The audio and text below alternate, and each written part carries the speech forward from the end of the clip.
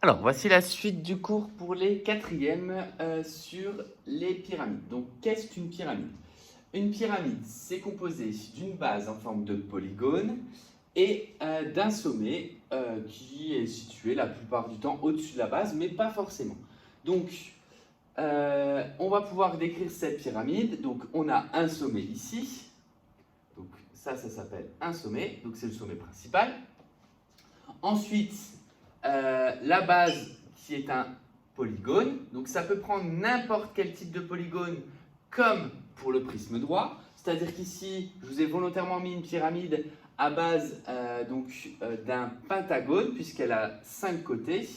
Un côté, 2, 3, 4 et 5 derrière. Donc la base, c'est un polygone.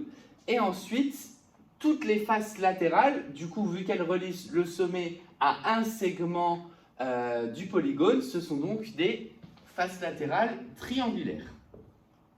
Donc les faces latérales, ce sont des triangles. Donc c'est une face latérale triangulaire. Ensuite, la flèche ne va pas jusqu'au bout, mais on a donc de nouveau une hauteur.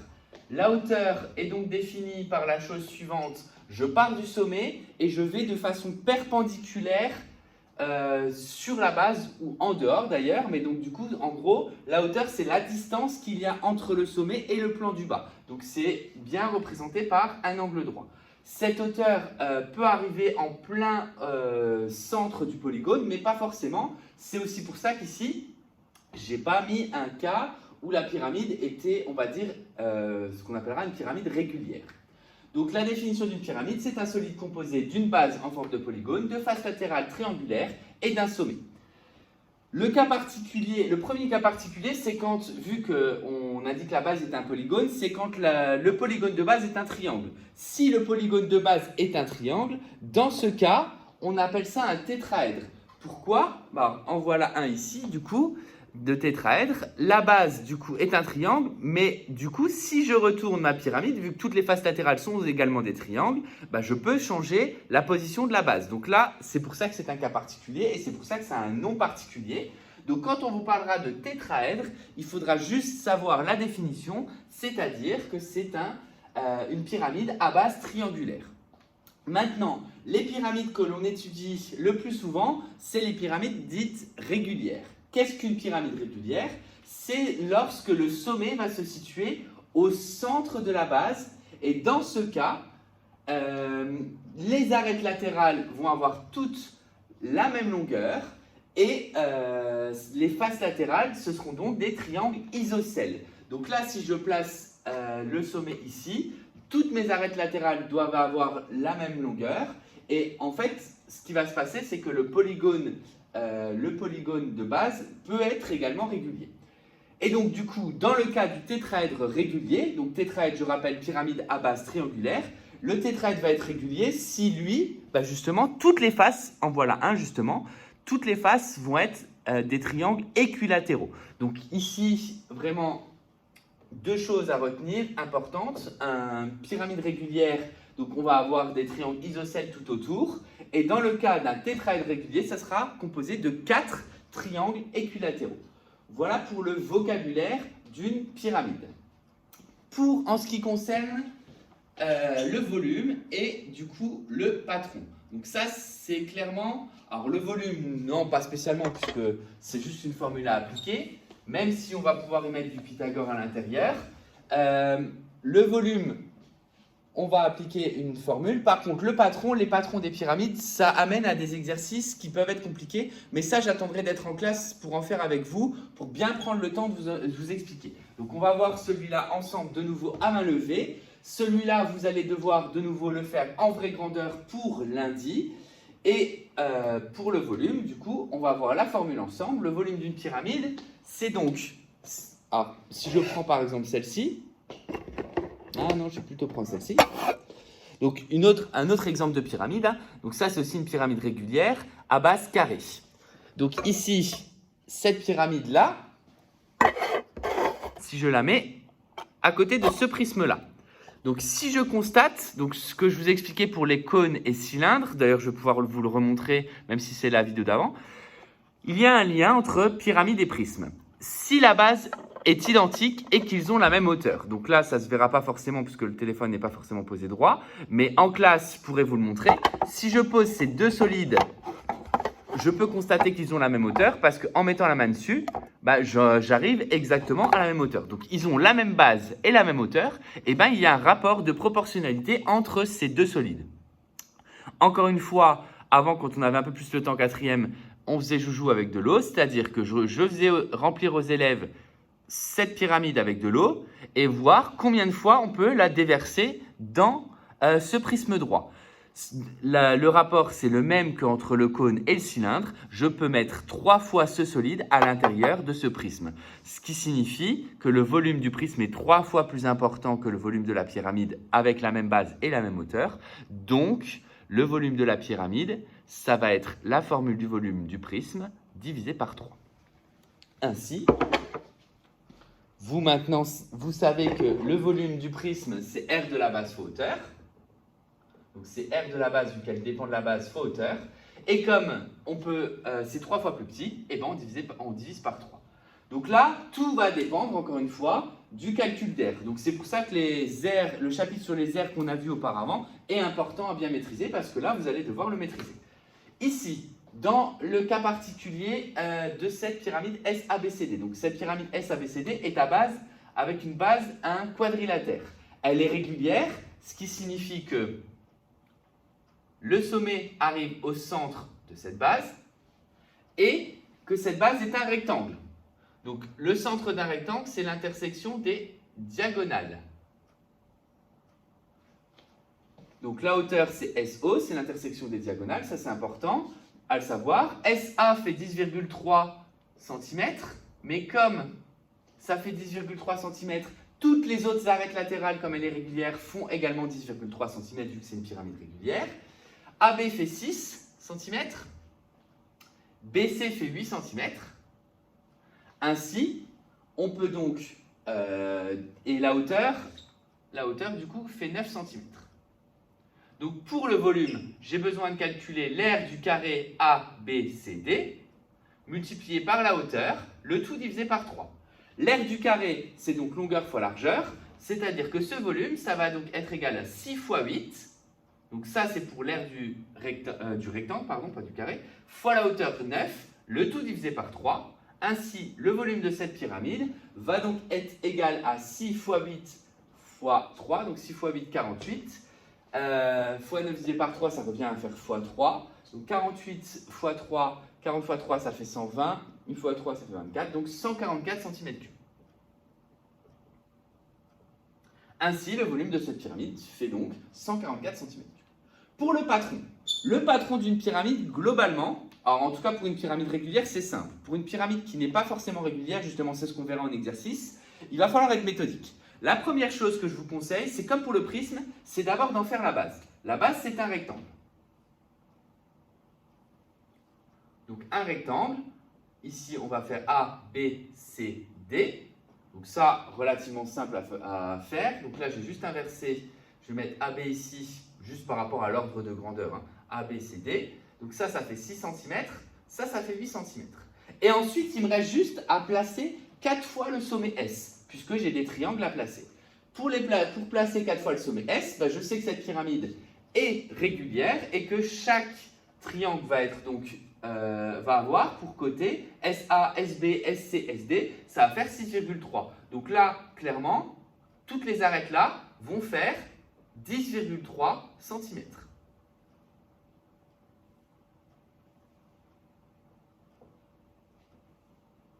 Donc j'ai juste à mettre le codage et à faire 10,3 cm. Donc là, le codage, c'est le même partout. Alors ce 10,3 cm, dans un premier temps, alors j'ai simplifié un peu le cours, dans un premier temps, on aurait pu le calculer. Comment? Donc là, petit exercice juste oral. Comment retrouver que ça fait 10,3 cm? Là, il y a plein de propriétés qui interviennent, donc c'est pour ça que j'ai voulu simplifier les choses et moi-même faire le calcul. Déjà, première chose, on voit qu'il y a des triangles rectangles qui apparaissent. Par exemple, le triangle SOA est rectangle. Je ne connais pas la longueur SA, et je connais par contre la longueur SO qui fait 9 cm. Donc ça veut dire que pour connaître la longueur OA, sans savoir que ça fait 10,3 cm, il me manque il me manque la longueur là. La longueur là, elle est calculable. Parce que si je regarde ici, si je refais mon centre, ben, la longueur OA, en fait, c'est la moitié de la diagonale AC. Or, la diagonale AC se calcule.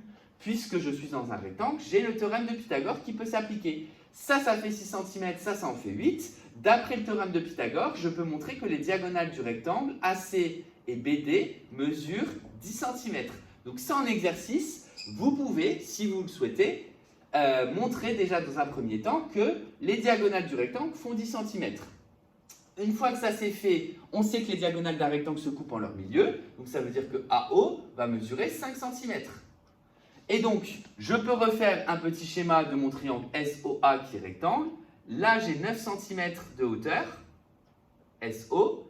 J'ai 5 cm pour OA. Et donc, de nouveau, en utilisant le théorème de Pythagore, eh ben, on peut montrer que la distance SA fait 10,3 cm.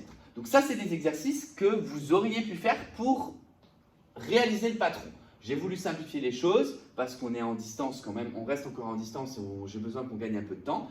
Mais voilà un exercice qui pourrait être donné en devoir, qui aurait pu être donné en devoir pour construire le patron de cette pyramide. Alors il aurait été guidé. D'abord calculer la diagonale du rectangle à l'aide du théorème de Pythagore. Puis ensuite, les propriétés du rectangle font que la moitié de la diagonale, les diagonales se coupent en leur milieu, donc la moitié fait 5 cm. Et de nouveau utiliser le théorème de Pythagore pour trouver la mesure de chaque arête latérale, c'est-à-dire SA, SB, SC, SD, puisque la pyramide est régulière et que donc toutes les mesures sont identiques. Voilà pour le volume de cette pyramide, voilà pour le patron. Donc ça fait partie vraiment des choses très importantes à maîtriser. On doit absolument maîtriser le calcul de volume de pyramide et s'il y a vraiment un patron en exercice qui peut valoir le coup, c'est le patron d'une pyramide dont on reverra en exercice. Si on fait un peu le point, on a donc vu les pavés et les cubes. Donc ça, c'est révision d'avant. Donc j'espère que tout le monde se souvient. Donc là, d'ailleurs, la formule là, il va falloir lui donner un numéro. Donc pavé, la formule du volume, c'est longueur fois largeur fois hauteur. C'est la première formule à retenir. Ensuite, le cube, côté fois côté fois côté, ou côté au cube, c'est la deuxième formule. On a vu ensuite le prisme, qui est R de la base fois hauteur. Puisque le prisme, au final, c'est quelque chose de droit. Je fais juste l'air de la base fois l'hauteur, c'est la troisième formule. Nous avons ensuite vu le cylindre, donc revu normalement puisque c'est des choses de cinquième, donc quatrième formule, où là c'est de nouveau R de la base fois hauteur, mais là, cette fois-ci, l'air de la base c'est un cercle, donc c'est pi fois rayon au carré, c'est l'air de la base fois hauteur, donc fois h. Donc quatrième formule. Puis nous avons vu le cône dans la vidéo précédente. Donc le cône dans la vidéo précédente, c'était l'aire de la base du cylindre fois la hauteur divisé par 3, c'est-à-dire pi fois rayon au carré fois hauteur, le tout divisé par 3, cinquième formule. Et donc ici, sixième formule à connaître. Alors je reviens juste sur un rapport de proportionnalité entre les deux. Je vous l'ai expliqué oralement, mais là c'est pareil. Donc là, cette fois-ci, j'ai la boîte de solide.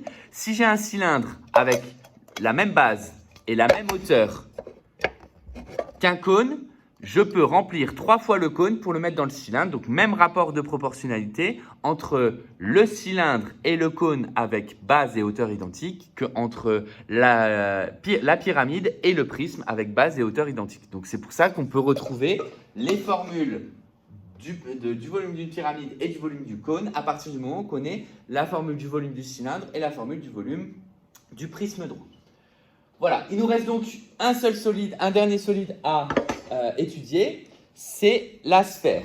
Alors, la sphère, on va juste l'étudier en termes de définition et bon, vous la reverrez l'an prochain. Et en termes de volume, la formule du volume, par contre, là, c'est vraiment une formule de volume à apprendre par cœur parce que l'expliquer serait trop compliqué à votre niveau. Donc, je déroule jusqu'à la sphère et ensuite, il y aura un exemple.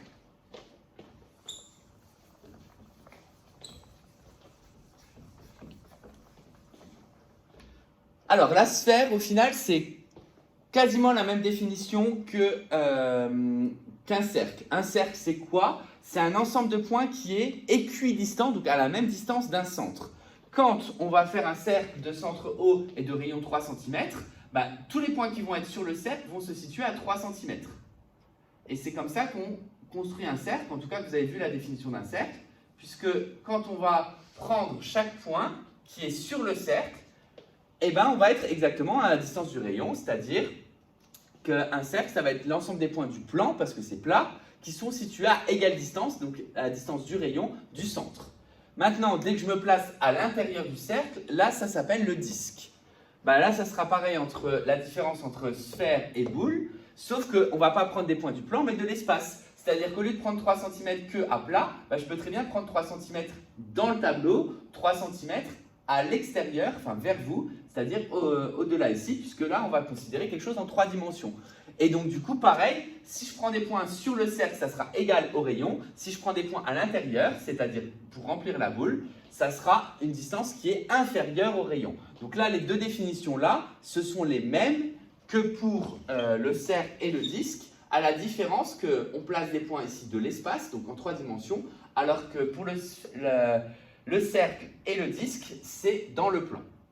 Donc le cercle, enfin la sphère, c'est tout le contour. Et évidemment, la boule, c'est l'intérieur plus le contour.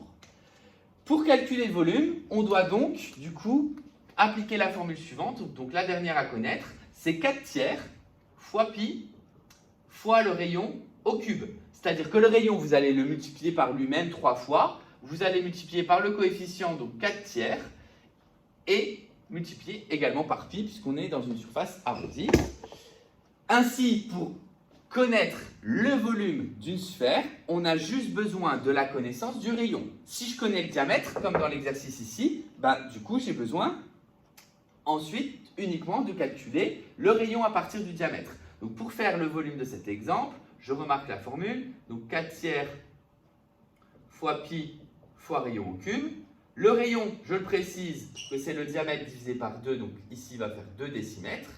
Ainsi, je vais calculer 4 tiers fois pi fois 2 au cube.